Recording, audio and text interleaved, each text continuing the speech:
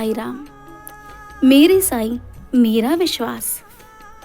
श्री साईं बाबा दिव्य हैं, महान हैं। उनकी महिमा एवं लीला का सिलसिला कभी नहीं थमता।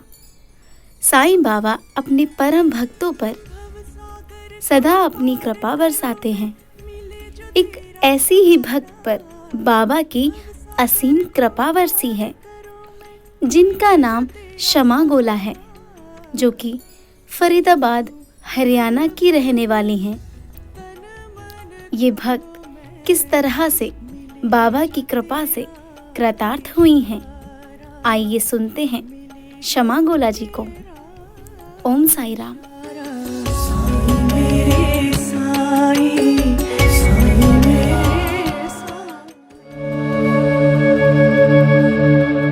ओम साई राम। बाबा से रिश्ता बहुत पुराना है। तकरीबन 22 साल पहले अपनी कुछ सहेलियों के साथ मैं लोधी रोड साईं मंदिर गई। मुझे ये पता था कि यहाँ पे एक मंदिर है, ये नहीं पता था कि साईं बाबा का है या साईं बाबा कौन है। वो मेरी लाइफ का पहला एक्सपीरियंस था। मैं बाबा के मंदिर गई और वहाँ जाके ना जाने क्या ऐसी अनुभूति हुई, ऐसा उनके साथ लग गई कि मैं हर वीरवार को उनके दरबार आने लग गई। मैं जैसे ही अपने ऑफ़िस ख़त्म करती थी और मैं ऑफ़िस के बाद सीधा मंदिर जाती थी मत्था टेकने के लिए। मैंने आरती में जाना शुरू किया और बाबा की कृपा से वो दिन है और आज दिन है। अब बाबा ही मेरे सब कुछ हैं, बाबा ही मेरा जीवन है। बाबा से बढ़कर मेरे लिए कुछ भी नहीं है। और आज मैं अपने आप को जहाँ मानती हूँ, जहाँ खड़ी हूँ, मैं जो भी कुछ हूँ, मैं सिर्फ उस साईं की वजह से हूँ।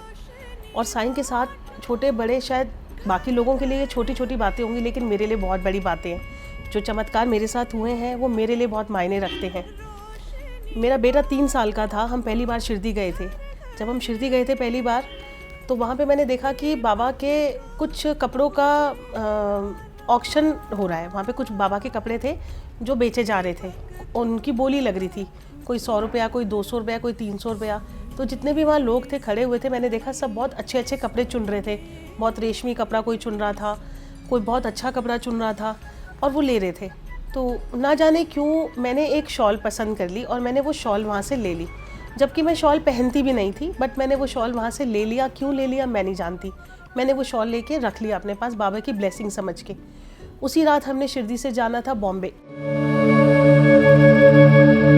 और हम लोग रात को वॉल्वो में गए थे। ये तब की बात है जब बॉम्बे के अंदर बहुत ज़्यादा बारिश होने की वजह से पूरा फ्लड हो गया था, पूरा पानी पानी भर गया था, पूरे रास्ते जाम हो गए थे।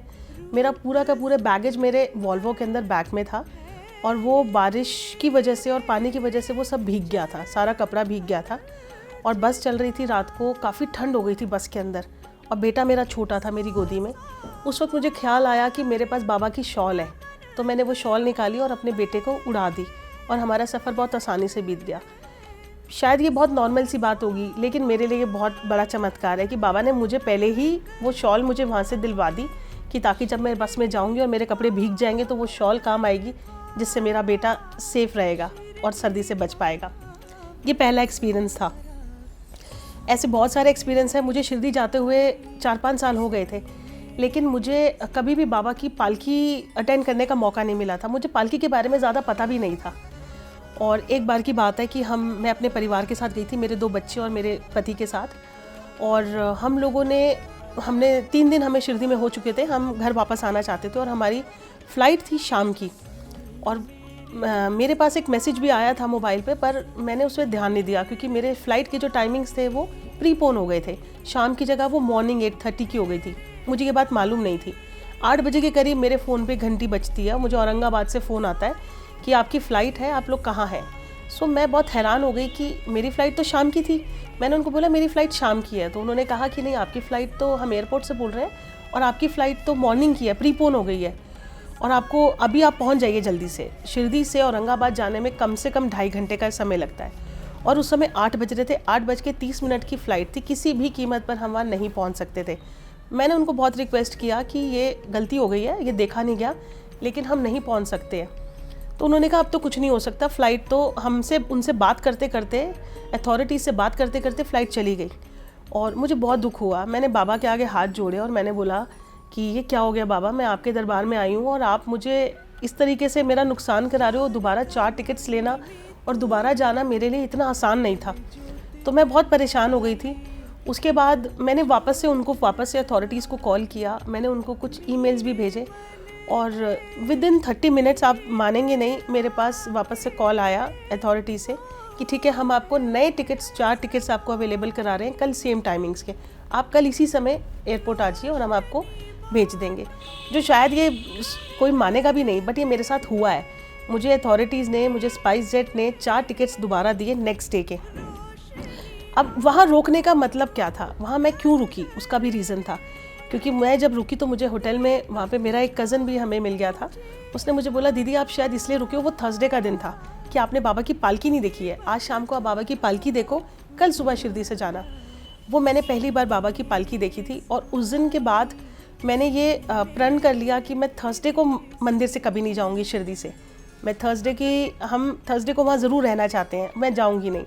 तो वो पालकी जब मैंने अटेंड की, पालकी में पहली बार मैंने बाबा को देखा चिलम पीते हुए, और पालकी का पूरा बाबा का महोत्सव जो उनके टाइम से होता था वो सब देखा। तो वो मेरी लाइफ का बहुत ही अच्छा एक्सपीरियंस था। तो ये दूसरी घटना मेरे साथ हुई जो मुझे बाबा ने मेरे को ब्लेस किया। 2018 में बाबा का शताब्दी ईयर था और 15 अक्टूबर, जैसा सब जानते हैं, बाबा का शताब्दी ईयर था। 100 साल पूरे हो रहे थे और मैंने बहुत दिनों से ये सोच के रखा था कि मैं शिरडी ज़रूर जाऊँगी, चाहे मैं कैसे भी जाऊँ, मैं शिरडी ज़रूर जाऊँगी। मैंने बाबा को बोला था मुझे 15 अक्टूबर को शिरडी में ही होना है, लेकिन उन्होंने यहाँ पे हमें कुछ सेवा दे दी थी 2018 में। तो हमने बाबा के नाम को उजागर करने के लिए, उनके नाम को फैलाने के लिए, हमने यहाँ पे अपने घर के आसपास हमने बहुत सी साईं पालकी की, बाबा का नाम लिया। तो उसमें मैं इतना बिजी हो गई थी कि मैं 15 अक्टूबर को नहीं जा पाई। मुझे इस बात का बहुत अफसोस था कि मैं 15 अक्टूबर को जाना चाहती थी, बट मैं नहीं जा पाई। और मुझे मेरे जो टिकट्स मिले, मुझे वो मिले 17, 18 और 19 तारीख के। अब मैं जब शिरडी में गई तो मेरे लिए ये एक और चमत्कार था। वो इसलिए था कि बाबा का दशहरे वाले दिन उन्होंने अपने शरीर को त्यागा था, तो उनका जो शताब्दी दिवस है वो हमेशा दशहरे वाले दिन मनाया जाता है, डेट के हिसाब से, कैलेंडर डेट के हिसाब से नहीं। मुझे ये बात मालूम नहीं थी और मुझे लगा कि 15 अक्टूबर को मैं नहीं जा पाई तो मैंने शायद वो शताब्दी ईयर बाबा की वो ब्लेसिंग्स मिस कर दी, बट ऐसा नहीं था। बाबा ने मुझे 17, 18 और 19 तारीख को वहाँ पे बुलाया, जिस दिन शिरडी में प्रोग्राम चल रहा था। 19 तारीख को दशहरा था, शताब्दी दिवस मनाया गया बाबा का, और मैं अपने आप को बहुत बहुत ब्लेस समझती हूँ, क्योंकि वो अगर मैं उससे पहले की अपनी टिकट बुक कराती तो मुझे पुणे जाना पड़ता, और मेरे जब 17, 18 और 19 को जब मैं गई हूँ तो मुझे डायरेक्ट शिरडी की फ़्लाइट मिली है। मैं 2 घंटे में बाबा के पास पहुँची हूँ। मैं अपने आप को बहुत ब्लेस समझती हूँ, उनका आशीर्वाद मेरे ऊपर है। ये शायद बहुत छोटी छोटी सी बातें होंगी लोगों के लिए, लेकिन मेरे लिए ये कोई किसी चमत्कार से कम नहीं है, क्योंकि जो मेरे लिए अच्छा होता है, और हमेशा उन्होंने उसका साथ दिया है, हमेशा मुझे प्रोत्साहित किया है अच्छे कामों में, नेक कामों में। बाबा ने अपने जीवन काल में हमेशा धार्मिक ग्रंथों को प्रोत्साहन दिया है। उन्होंने किसी को गीता, किसी को भागवत गीता, किसी को ज्ञानेश्वरी पढ़ने के लिए हमेशा प्रोत्साहित किया है, और मैंने अपने जीवन काल में इसको स्पष्ट रूप से, प्रत्यक्ष रूप से पाया है। मैंने साईं सच्चरित्र पहले कभी नहीं पढ़ा था। 2018 में मैंने साईं सच्चरित्र पढ़ना शुरू किया और मैं रेगुलरली पढ़ने लग गई। उसको तकरीबन 6 महीने के करीब मेरे को पढ़ने के बाद मुझे श्रीमद् भागवत, जो एक बहुत अच्छा ग्रंथ है, जिसे श्री कृष्ण कहा जाता है, स्वयं श्री कृष्ण है, मुझे वो पढ़ने का मौका मिला। मेरे लिए ये बहुत बड़ी बात थी। मैंने आज तक कभी कोई धार्मिक ग्रंथ नहीं पढ़े थे, और उसे पढ़ने के बाद बाबा की कृपा से मैंने देखा कि मैंने श्री रामायण, रामचरितमानस उसे भी पढ़ा, और मैंने शिव पुराण को भी पढ़ा, और अब मैं गुरबानी भी पढ़ती हूँ, गुरबानी भी सुनती हूँ। गुरबानी के अंदर भी जो पाठ हैं रेगुलरली, वो सारे पाठ भी सुनती हूँ, पाठ भी पढ़ने की कोशिश करती हूँ। कि बताने का भावार्थ सिर्फ ये है कि अगर हम बाबा से जुड़ते हैं, बाबा ने हमेशा यही कहा है, सबका मालिक एक। उन्होंने कभी किसी को हिंदू, मुस्लिम, सिख, ईसाई नहीं समझा है, और वही धारणा मेरी भी है। मैं भी सब ग्रंथों को, सब धर्मों को मान्यता देती हूँ, पढ़ती हूँ, और आज उनकी कृपा से मैं ये कह सकती हूँ कि हाँ, जो मैंने अपनी ज़िंदगी में आज तक की ज़िंदगी में 2 साल पहले तक जो मैंने ना कभी बाबा को जाना इतना, ना इतनी पूजा पाठ किया, लेकिन आज उनकी कृपा से और उनके आशीर्वाद से मैंने बहुत कुछ जाना है। तो ये भी बाबा की लीला ही है। बाबा की बहुत सारी लीलाएं हैं, बहुत सारी उन्होंने बहुत सारे आशीर्वाद दिए हैं। और जो सबसे बड़ी मैं आप बताना चाहूँगी कि बाबा के साथ अगर एक अच्छी सोच और नेक सोच के साथ हम कुछ भी सोचते हैं वो हमेशा पूरा करते हैं।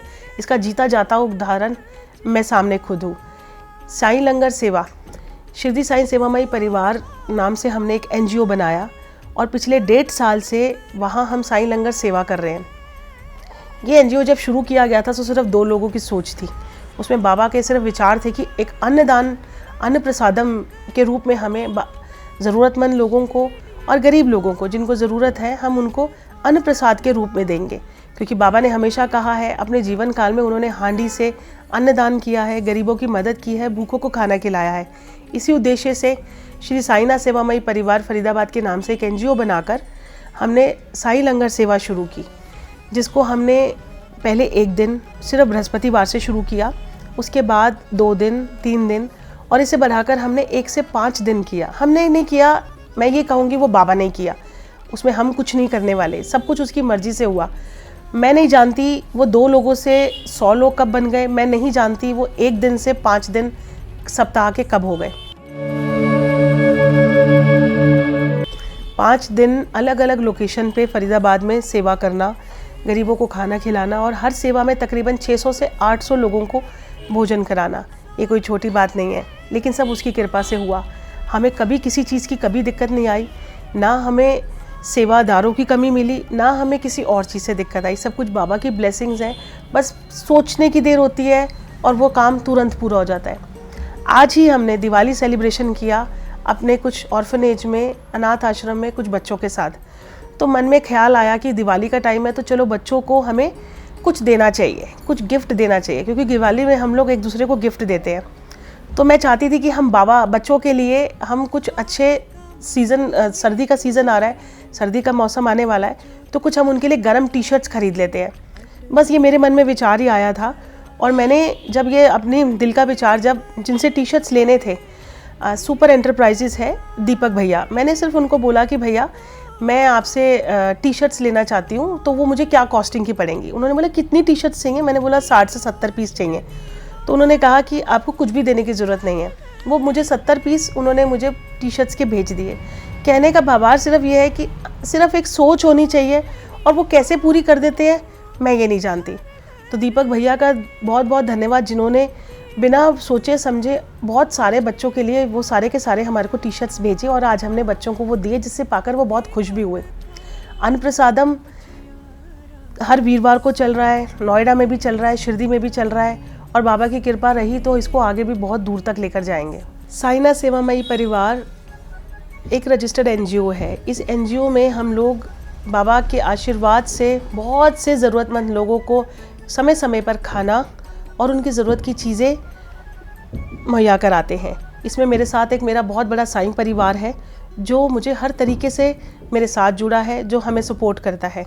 मेरे साईं परिवार मेरे साथ जो है वो तन, मन और धन तीनों तरीके से हमारे साथ जुड़े हुए हैं। मैं 2-4 नाम ज़रूर आपको बताना चाहूँगी।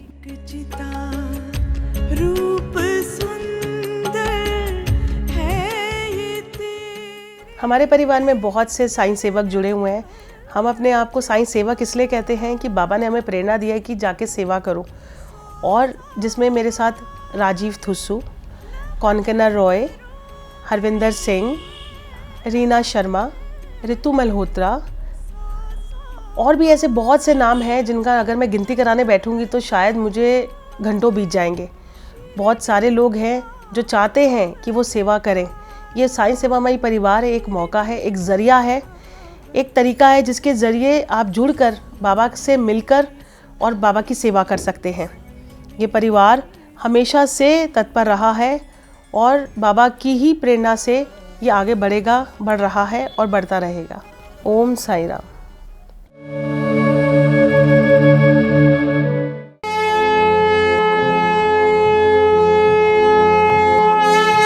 श्री सच्चिदानंद सद्गुरु साईनाथ महाराज की जय।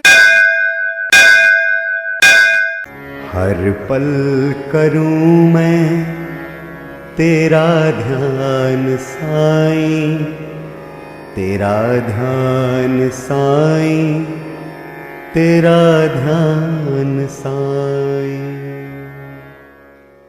ओम साई राम। साई की कृपा दृष्टि। श्री साई की भक्ति तो हम श्री साई सगुण उपासना के माध्यम से हर दिन करते हैं, लेकिन सद्गुरु साईनाथ की कृपा दृष्टि कैसे प्राप्त की जा सकती है?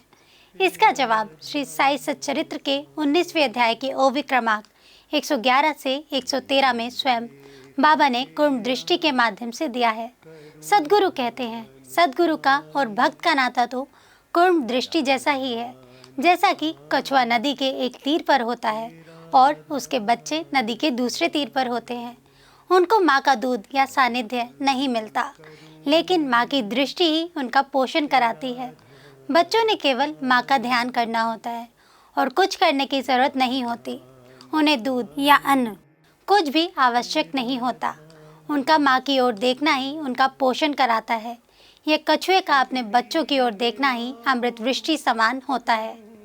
जैसे कछुए के बच्चों को स्वानंद रूपी पोषण का लाभ होता है, वैसे ही सद्गुरु की ओर देखने से हमें उनसे एक रूप होने का लाभ मिलता है। यही तो कुर्म दृष्टि है, जिसे हम कृपा दृष्टि कहते हैं। सद्गुरु श्री साईनाथ महाराज की आंखों में जो करुणा है, वही करुणा ही हमें उनकी तरफ खींचती है, आकर्षित करती है और हमारा पालन पोषण भी कराती है।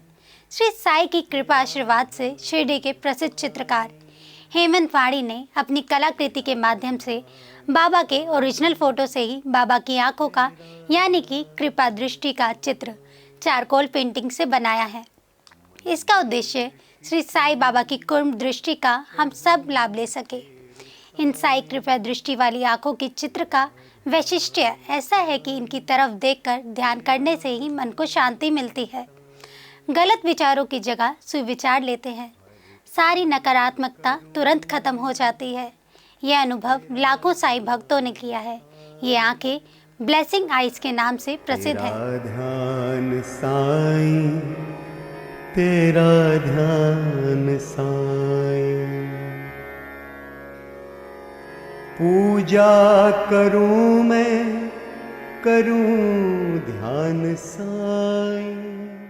साई की यह कृपा दृष्टि देश के महान हस्तियों के पास है, जैसे कि श्री श्री रविशंकर जी, अनिल कपूर, धर्मेंद्र, इंदिरा नूई, आनंद महेंद्र, सचिन तेंदुलकर और भारत की प्रधानमंत्री श्री नरेंद्र मोदी जी के पास भी है। इन कृपा दृष्टि वाली आंखों की विशेषता यह है कि इनकी तरफ देखकर ध्यान करने से ही हमें वो सब कुछ मिल जाता है जो हम हमारे सद्गुरु श्री साईनाथ से चाहते हैं। अगर आप भी श्री साईनाथ की कृपा दृष्टि पाना चाहते हैं तो व्हाट्सएप या कॉल करें 8799773196 पर। ओम साई राम। करूं ध्यान साईं, तेरा ध्यान साईं, तेरा ध्यान साईं, हर पल करूं मैं तेरा ध्यान साईं। जारी रहेगा साईं भक्ति का अटूट सिलसिला। बस देखते रहिए साईं लीला।